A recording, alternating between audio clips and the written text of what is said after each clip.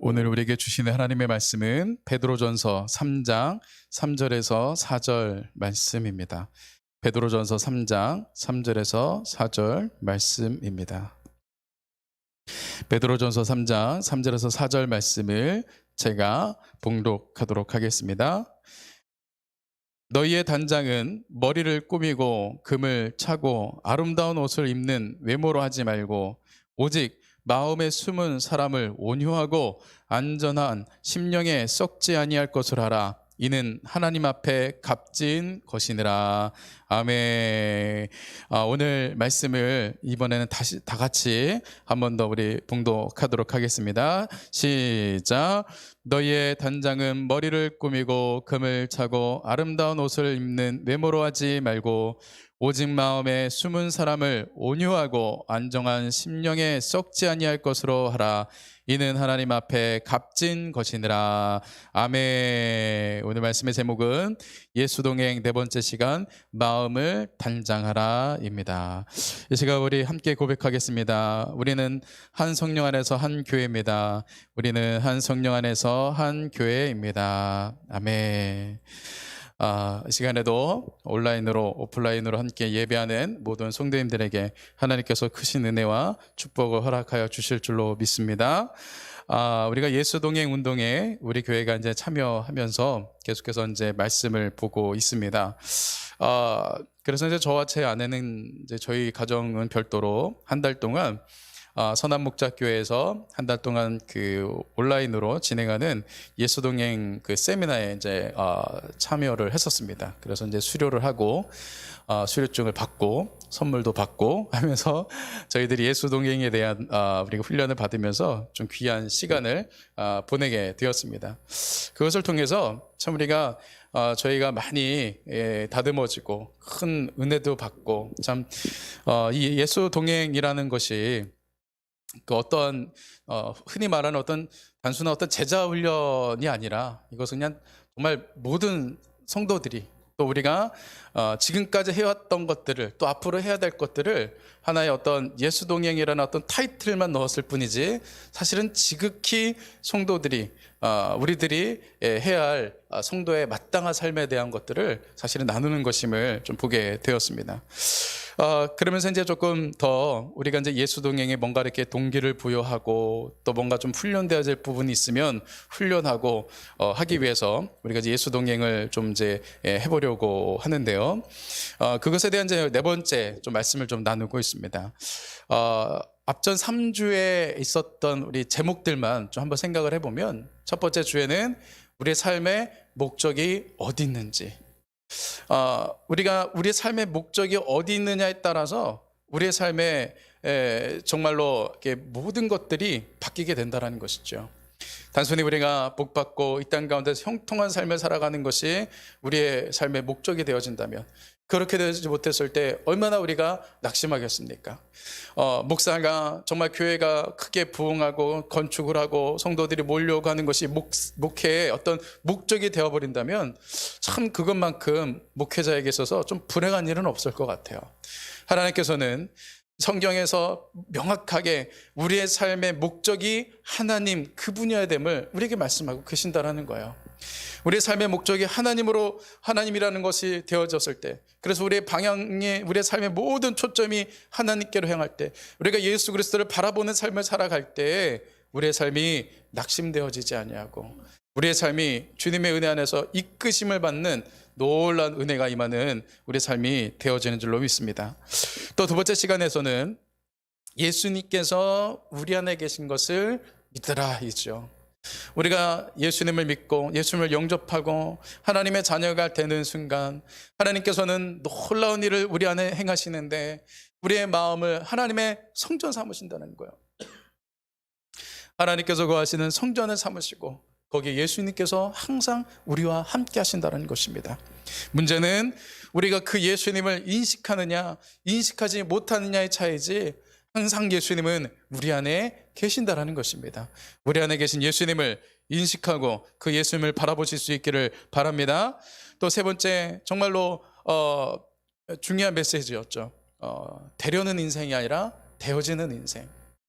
내가 뭔가 이뤄보려고 정말 발버둥 치는, 정말 되게 하려고 발버둥 치는 그런 인생이 아니라 우리가 하나님과 동행하고 예수님과 동행함으로 인해서 하나님께서 되게 하시는 그러한 인생, 놀랍게 우리에게 성령의 기름 부어주셔서 하나님의 일들을 우리의 삶 가운데 하나님의 계획들을 이루어가시는 인생, 얼마나 복된 인생입니까? 그러한 우리가 예수 동행이 이루어질 때 내가 되려는 인생이 아니라 하나님의 은혜 안에서 예수님께서 우리를 하여금 되게 하시는 인생, 이런 놀라운 축복을 누리실 수 있는 우리 성도님들이 되실 줄로 믿습니다. 오늘 말씀에서는 예수 동행 네 번째 시간, 마음을 단장하라입니다. 마음을 단장하라. 우리가 어떤 말을 하거나 행동을 하거나 결정을 할 때 그 모든 것들에 그 먼저 되어지는 것이 무엇입니까? 먼저 마음에 생각을 하게 되죠. 마음의 생각이 되어지기 때문에 그 말도 나오고 행동도 나오고 결정도 하게 되어져 있다는 것입니다. 모든 말과 행동은 마음의 생각을 표출하는 것이다라는 것입니다. 그래서 말씀해 보면 이렇게 말씀하고 있습니다. 다 같이 한번 읽어보겠습니다.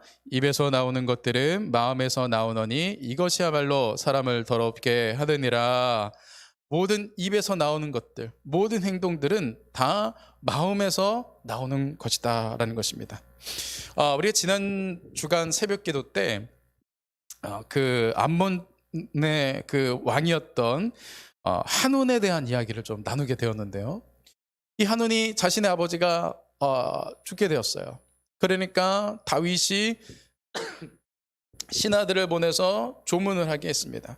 다윗은 그냥 순수한 마음으로 조문을 위해서 신하들을 보냈는데 한온과 신하들은 그것을 곡해해석을 해서 뭐라고 얘기합니까? 저들이 우리나라를 염탐하려고 왔다, 그렇게 생각을 해버리는 거예요.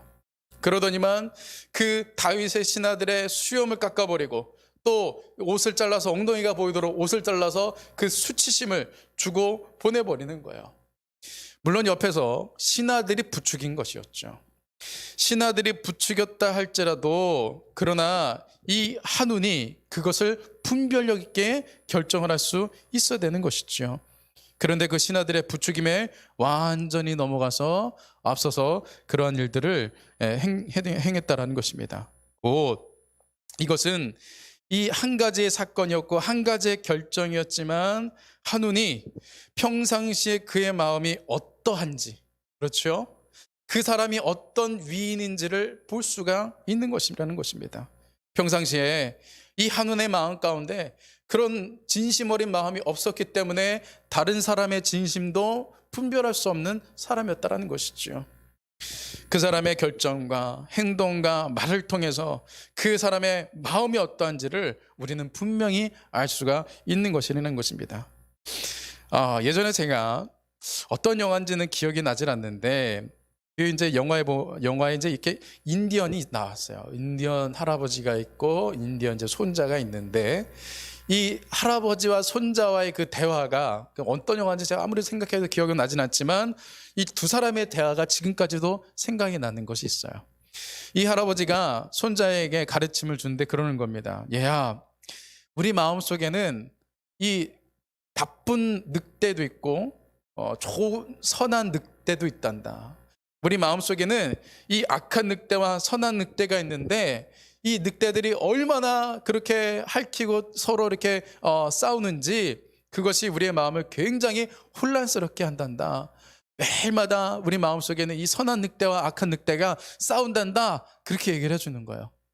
그러니까 이제 이 손자가 궁금한 거예요. 할아버지, 그러면 어떤 늑대가 이기나요? 그랬더니 이 할아버지가 그런 얘기를 해요. 네가 먹이를 주는 늑대가 이긴단다. 그런 얘기를 해요. 우리 마음속에 정말 악한 생각도 있고 선한 생각도 있다라는 거예요. 물론 선한 생각은 하나님이 주시는 마음이시죠. 악한 생각은 사단이 주는 마음이죠. 그런데 어떠한 마음이 우리 안에 쌓이게 되는가, 어떠한 마음이 우리 안에서 살찌우게 되는가, 내가 계속해서 선택하는 그 생각이 내 마음의 본질이 되어져 간다는 것입니다. 내 마음에 그것이 결국에는 쌓이게 된다는 것입니다. 그래서 마태복음 말씀해 보면 이런 말씀이 또 나오게 됩니다. 35절 말씀인데요. 다 같이 한번 읽어보겠습니다. 시작. 선한 사람은 그 쌓은 선에서 선한 것을 내고 악한 사람은 그 쌓은 악에서 악한 것을 내느니라. 아멘. 그래서 내가 말하고 내가 결정하고 내가 행동하는 것을 우리가 잘 점검을 해봐야 된다는 거예요. 내가 어떠한 동기에 의해서 이런 말을 하는가, 내가 어떠한 동기에 의해서 이런 결정과 행동을 하는가, 우리가 우리의 마음 스스로를 점검해 봐야 된다는 거야. 내 안에 무엇이 지금 쌓여져 있는가. 분명히 내 마음에 내가 결정한 대로 내가 그렇게 쌓아놓은 대로 분명히 그 마음에 있는 것들이 밖으로 표출이 되게 되어 있다는 것이죠. 우리는 외출을 하거나 이렇게 사람을 만날 때 절대 민낯으로 가지 않죠. 항상 우리가 몸을 단장을 하고 또 좋은 옷을 꺼내 입고 그렇게 우리의 몸을 단장을 한 후에 우리는 나가게 되어 있다는 것입니다. 왜 우리가 나갈 때 단장을 하죠? 사람들이 보고 있다는 것을 인식하기 때문이죠. 사람들이 우리를 보기 때문에 우리는 단장을 하고 나간다는 것입니다. 탈무드에 보면 이런 얘기가 나와요. 우리가 어느 낯선 곳으로 여행을 하게 된다면 그곳에 갈 때 잘 갖춰 입고 가라. 왜 그런 거 아니? 나를 모르는 사람들은 나의 겉모습만을 보고 판단하기 때문이다. 그런 얘기를 해요. 낯선 곳으로 여행을 하거나 낯선 사람을 만나게 된다면, 나를 모르는 사람들을 만나게 된다면 반드시 잘 차려입으라는 거예요. 사람들은, 나를 잘 모르는 사람들은 나의 마음, 나의 진심을 보는 게 아니라 내 겉모습을 보고 나를 판단하기 때문에 좋은 옷을 입고 깔끔하게 단장을 하고 나가라는 것이죠. 굉장히 좀 지혜로운 이야기죠. 우리는 외출을 하거나 사람들을 만날 때 우리는 사람들이 나를 본다라는 걸 알기 때문에, 그것을 인식하기 때문에 우리는 단장을 하는 것입니다. 그런데 이렇게 외모는 우리가 열심히 단장을 함에도 불구하고 우리의 마음을 단장해야 된다는 생각은 사실은 잘 못한다는 것이죠. 왜 우리가 마음을 단장하지 못할까 생각을 해보면, 사람들이 내 마음을 못 본다라고 생각하기 때문이죠. 내 마음은 눈에 보이지 않기 때문에 내가 잘 감출 수 있다라고 생각하기 때문에 우리가 마음을 단장을 하지 않는다라는 거예요. 그런데 우리가 이 사실을 절대 잊어서는 안 되죠. 사람들이 우리를 보기 때문에 외모를 단장하는 것처럼 사실은 우리의 마음도 누군가가 계속해서 보고 계신다라는 거예요. 누구이십니까? 하나님의 우리의 마음을 보고 계신다라는 거예요. 말씀에 보면 이런 말씀이 있습니다. 잠언서 말씀에 보면, 사람의 행위가 자기 보기에는 모두 정직하여도 여호와는 마음을 감찰하시느니라. 너무 무서운 얘기지 않습니까? 좀 우리가 행동하고 하는 것이 사람들의 눈에는 선하게 보일 수 있어요. 정말 박수 받을 만한 일일 수 있어요. 그런데 하나님은 우리의 마음을 보시기 때문에, 우리의 마음을 감찰하시기 때문에 우리의 동기를 보신다라는 거예요. 하나님이 우리의 마음을 보신다라고 한다면 우리가 우리의 마음을 단장을 해야 되겠죠. 심지어는 또 이런 말씀도 하나님께서 하셨습니다. 내가 보는 것은 사람과 같지 아니하니 사람은 외모를 보거니와 나 여호와는 중심을 보느니라 하시더라. 심지어는 하나님은 우리 외모에 대해서 아무런 그런 신경을 안 쓰신다라는 거예요. 관심이 없으시다라는 거예요. 오로지 하나님은 우리의 마음에 관심이 있으시다라는 거예요. 그러니 우리가 우리의 마음을 하나님 앞에서 단장하는 것이 얼마나 중요한 일인가, 이것이 얼마나 우리에게 필요한 일인가, 우리가 그것을 인식할 수 있어야 된다는 것입니다. 사단은 그래서 계속해서 우리의 마음을 더럽히려고 하죠. 계속해서 사단은 우리의 마음을 어떻게든지 더럽히려고 하는 것이 사단이라는 것입니다. 초대교회 역사 중에 초대교회에 많은 역사들이 일어났죠. 병고침의 역사도 일어나고 귀신이 떠나가는 역사도 일어나고 하루에 막 3,000명, 5,000명이 예수님 믿고 돌아오는 놀란 그런 기적의 현장이 이 초대교회의 역사였어요. 저는 정말 소망하기는, 정말 우리가 사모하기는 우리가 마지막 때가 지금 가까우고 있지 않습니까? 이런 대부흥의 역사가, 사도행전적인 정말 초대교회의 놀라운 역사가 오늘날 우리 세대에 이루어지기를 정말 사모해야 된다는 것이죠. 우리가 그것을 사모하고 기도하고 그것을 구할 때 우리 세대 가운데 이런 초대교회와 같은 역사들이 일어나게 될 줄로 믿습니다. 그런데 이런 많은 역사들 중에서 또 아주 귀한 역사가 한 가지가 있었어요. 무엇이냐면 이런 역사였습니다. 그 중에 가난한 사람이 없으니, 어떻게 보면 그냥 넘길 수도 있는 말인데 굉장히 중요한 이야기죠. 그 중에 가난한 사람이 없으니 이는 밭과 집 있는 자는 팔아 그 판 것의 값을 가져다가, 이후에 말씀해 보면 그 부자들이 자신에게 여유 있는 집과 어떤 그런 밭들을 팔아서 그 값을 가지고 이 사도들에게 가져가는 거예요. 그리고 사도들에게 이것을 필요한 사람들에게 다 나눠주십시오 그러는 거예요. 한두 사람이 그런 게 아니에요. 말씀해 보면 많은 사람들이 그 일에 동참하는 거예요. 그래서 정말 그 초대교회에 속해 있었던 모든 사람들 가운데는 가난한 사람이 없었다라는 거예요. 이게 얼마나 놀라운 이야기입니까? 참 이것을 통해서 참 얘기하고 싶은 것들이 너무나 이제 많은데요. 이것도 또한 성령의 역사이죠. 그것이 사람의 어떤 결단으로 되는 일입니까? 하나님께서 그들에게 그런 선한 마음을 주셨다라는 거예요. 이 일에 동참했던 사람들이 있었는데 아나니아와 삽비라였다라는 것입니다. 아나니아와 삽비라 가운데도 성령께서 그런 선한 마음을 주셨어요. 아나니아야, 삽비라야, 너희들에게도 팔 수 있는 것들 있지 않느냐, 그것을 팔아서 가난한 자들을 나눠주도록 해라. 아나니아와 삽비라가 처음에는 은혜로 아멘 하고 그걸 받아들였어요. 그리고서는 그렇게 선하고 아름다운 일에 감동되어져서 그 일에 이제 참여를 하게 되어졌습니다. 그런데 사단은 어떤 자라고 했습니까? 우리의 마음을 더럽히는 자예요. 이런 아나니아와 삽비라의 이 아름답고 선한 이 깨끗한 마음 가운데 사단이 어떻게 했는가, 이렇게 얘기합니다. 베드로가 이르되 아나니아야, 어찌하여 사단이 내 마음에 가득하여 내가 성령을 속이고 땅값 얼마를 감추었느냐.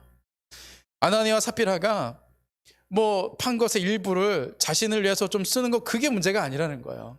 그들의 죄는 무엇이었냐면 이 사단이 그들의 마음을 더럽히는 그것을 허용했다라는 거예요. 아나니아와 삽비라가 이렇게 귀하고 아름다운 마음을 가지고 있었는데 이 사단이 와서 거기다가 오물을 뿌려서 더럽혔다라는 거예요. 사단은 우리의 마음을 더럽히는 자들이에요. 요한복음 13장에는 아주 귀한 한 사건이 나오게 됩니다. 예수님께서 잡히시기 전날 이 제자들의 발을 씻기신 사건이었어요. 이 사건에 대해서 이 요한복음에서는 뭐라고 표현을 하냐면, 하나님께서 그 제자들을 사랑하시되 끝까지 사랑하셨더라. 이 제자가 스승의 발을 씻기는 법은 있죠. 하인이 주인의 발을 씻기는 법은 있죠. 그런데 스승이 제자들의 발을 씻기는 이것은 어마어마한 파격적인 사랑의 모습이었다라는 거예요. 이건 자기 자신을 내려놓지 않으면, 그러한 사랑이 아니면 할 수 없는 그러한 사건이라는 거예요. 그런데 예수님께서 이런 파격적인 이 사랑을 제자들에게 베풀어 주셨어요. 성경에 나오지는 않지만 누군가의 어떤 그림에 보면 제자들이 예수님께서 발을 씻기는 장면을 보면서 제자들이 자신의 머리를 막 쥐어뜯는 거예요. 어떻게 예수님이 우리의 발을 씻기신단 말인가. 그만큼 감격하고 감동했던 사건이었다라는 것입니다. 이렇게 놀란 은혜와 사랑이 충만했던 그 자리에서 사단은 또 어떠한 장난을 쳤는가, 이러한 장난을 쳤습니다. 마귀가 벌써 시몬의 아들 가룟 유다의 마음에 예수를 팔려는 생각을 넣었더라. 지금 예수님께서 발을 씻기면서 막 울면서 서로 감격해하는 그 자리에 사단은 가룟 유다에게 악한 마음을 집어넣어 버린 거예요. 그의 마음을 더럽힌 거예요. 사단은 이렇게 우리의 마음을 더럽힌다는 것입니다. 저는 요즘에 자꾸 이렇게 교회 앞에 쓰레기를 보면서 은혜를 받는데요. 어제 아침에도 이제 교회를 왔는데 누군가가 또 교회 앞에다가 이렇게 음식물 쓰레기를 이제 버리고 갔어요. 제가 또 막 그냥 그렇게 뭐 음식물 쓰레기 이 봉투에다가 넣어가지고 그냥 놓고 간 거라면 제가 이해를 하죠. 그리고 또 뭐 그냥 있으면 뭐 또 제가 또 치울 수도 있죠. 뭐 또 제가 오늘 그래서 새벽에 치우긴 했는데 그냥 기분이 안 좋은 거예요. 아니 그냥 자기네 집 앞에다 버리지 왜 교회 앞에다 갖다 버릴까. 그게 화가 나는 거예요. 그냥 그래서 막 씩씩거리면서 올라왔는데 우리 권사님께서 계시는 걸 보고 제가 뜨끔했는데 누군가가 우리 집 앞에 쓰레기만 버려도 기분이 나쁘고 분개해요. 그리고서 이제 제가 어제 그리고 아침에 이제 그 영성 일기를 쓰는데 하나님께서 그런 마음을 주시더라고요. 야, 누군가가 너희 교회 앞에 너희 집 앞에 그렇게 쓰레기를 버리고 가는 것도 그렇게 분개하면서 사단이 너의 마음 가운데 나쁘고 정말 악한 마음을 던져주고 간 것에 대해서는 언제 한번 네가 기분 나빠해 본 적 있느냐? 그런 마음을 주시더라고요. 생각해 보니까 한 번도 그런 적이 없었어요. 그냥 안 좋은 생각, 악한 생각, 그런 생각이 들면 그거를 용납하고 그것 때문에 그 감정에 휩쓸려서 내가 화를 내고 악한 마음을 품었을지언정 사단에 대해서는 내가 한 번도 분개해 본 적이 없는 거예요. 사단은 우리의 마음이 계속해서 더럽히도록 이렇게 악한 생각, 더러운 생각, 오물을 투척을 한다는 거예요. 우리가 그것에 대해서 분개하고 우리가 그것을 거부할 수 있어야 된다는 것입니다. 하나님은 반드시 우리의 마음이 단장되어지고 우리의 마음이 깨끗해질 때 하나님께서 거기에 하나님의 은혜를, 하나님의 놀라운 축복을 부어주실 수 있으시다라는 것입니다. 우리는 우리의 마음이 단장되어지고 정말로 깨끗하게 되기를 힘써야 된다는 것입니다. 말씀해 보면 이런 말씀이 있죠. 한번 다 같이 한번 천천히 한번 읽어보도록 하겠습니다. 시작.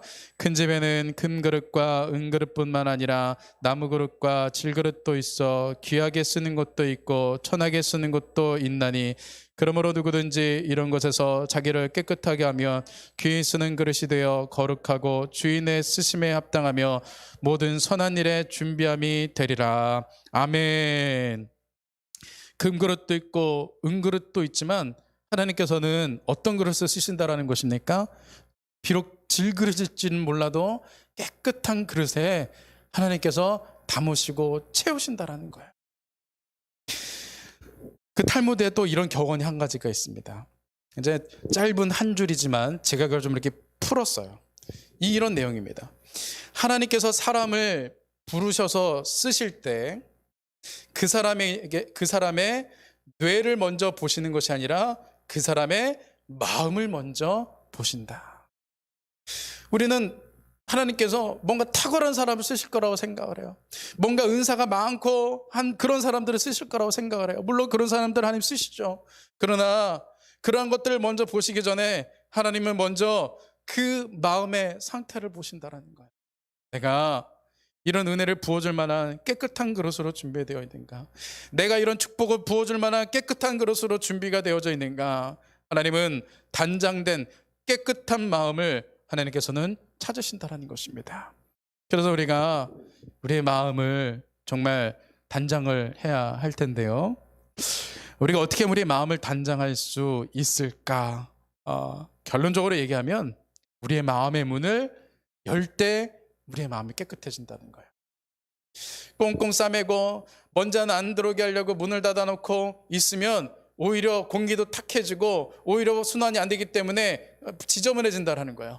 그런데 오히려 문을 열고 환기도 시키고 할 때 깨끗해지고 또 청결해진다는 것입니다.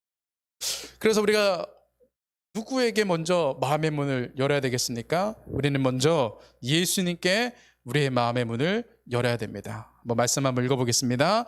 볼지어다 내가 문 밖에 서서 들으노니 누구든지 내 음성을 듣고 문을 열면 내가 그에게로 들어가 그와 더불어 먹고 그는 나와 더불어 먹으리라. 아멘. 사실은 예수님께서 이미 우리와 함께하고 계세요. 믿으시죠? 예수님 이미 우리 안에 계세요. 그런데 문제는 뭐냐면 우리가 이미 우리 안에 계신 예수님께 우리의 마음의 문을 다시금 연다라는 의미는 뭐냐면 우리가 예수님을 바라보는 것이죠. 오늘 아침에 교회에 딱 들어섰는데 창문을 이게 다 이 커튼을 올리고 열어놓으니까 아주 햇빛이 정말 밖은 추운데 정말 이렇게 따스한 햇빛이 이렇게 찬란하게 이 교회를 비추는데 너무나 제 기분이 좋은 거예요. 이렇게 아름답고 찬란한 따스한 그 햇빛도 우리가 눈을 감으면 볼 수 없어요. 아무리 찬란한 햇빛도 우리가 그 앞에서 눈을 딱 감아버리면 아무것도 볼 수가 없어요. 그 햇빛을 우리가 누릴 수 없어요. 우리 안에 예수님께서 이미 계시지만 우리가 그 예수님을 바라보지 않으면 우리는 소용이 없다라는 거예요. 그런데 우리가 눈을 들어 예수님을 바라보기 시작할 때, 그 예수님을 우리의 삶 가운데 우리가 인식하기 시작할 때 자연스럽게 우리의 마음은 깨끗해진다라는 거예요. 우리가 이렇게 예수님을 바라볼 때 우리의 마음이 단장되어집니다. 또 두 번째로 우리가 어느 때 누구에게 마음의 문을 열 때 우리의 마음이 단장이 되어지는가? 두 번째로는 우리가 이 성숙한 공동체 안에서 각자의 지체들에게 우리의 마음의 문을 열 때 우리의 마음이 깨끗해진다는 거예요. 우리의 집이 가장 깨끗해질 수 있는 방법은 무엇일까요? 문을 열어놓고 개방할 때이죠. 누군가가 우리의 집을 본다라고 생각하면 우리는 너무나도 자연스럽게 청소를 한다는 거예요. 누군가가 우리의 집을 찾아올 수 있다고 생각을 하면 언제나 우리는 우리의 집을 청결하게 유지를 시킨다는 거예요. 내 마음을 누군가에게 보여준다라고 생각을 하면 우리가 단장할 수밖에 없다는 것이죠. 그것은 마치 어떤 가면을 쓰거나 우리를 포장하거나 그건 좀 다른 차원이죠. 그래서 이 예수동행의 핵심은 예수동행 일기에 있어요. 일기를 쓰는 것에 있어요. 그런데 우리가 흔히 일기는 혼자 은밀하게 쓰는 것으로 생각을 하잖아요. 근데 이제 예수동행은 특이하게도 예수님과 하루 동안 동행한 것에 대해서 내가 예수님과 동행하면서 정말 성공한 것도, 내가 예수님과 동행한다고 했지만 실패한 것도, 내가 예수님을 바라보지 못했던 그 실패한 것도, 그것을 쭉 내가 이렇게 적는 것이 예수 동행 일기예요. 그런데 그것을 어떻게 하느냐면은 서로 신뢰할 수 있는 지체들끼리 나누게 한다는 거예요. 그래서 처음에는 내가 나의 은밀한 것을 보여주는 것 같으니까 이게 좀 거부감이 사실은 있죠. 어느 때는 숨기기도 하고 또 나를 좀 잘 포장해 보려고 글짓기도 하고 그렇게 된다라는 거예요. 그런데 이제 제가 그 한 달 반 정도 그 예수동행에 대해서 같이 함께하고 있는 그룹이 있어요. 8분의 목사님 사모님들하고 이제 하는데 처음엔 다들 그렇게 하는 거예요. 뭔가 자기를 포장하려고 하고 좀 뭔가 이렇게 글짓기도 하고 그러는데 그것도 한두 번이지 어떻게 맨날 글짓기를 합니까? 시간이 지나면서 포기를 하는 거예요. 나 자신을 내려놓는 거예요. 그래서 내 자신을 거기에 이제 하루 동안에 있었던 일들을 정말 정직하게 하나님 앞에서 정직하게 쓰기 시작을 하는 거예요. 그 어느 때는 예수님을 바라보는 예수 동행이 잘 될 때도 있지만 어느 때는 잘 되지 않을 때도 있어요. 부끄러운 모습을 보일 때도 있다라는 거예요. 그런데 어느 정도 시간이 지나니까 어떻습니까? 이제 점점 내 자신의 내 모습을 누군가에게 보여줘야 된다라고 생각을 하니까 점점 우리들의 삶이 단장되어지는 것을 느끼게 된다라는 것이죠.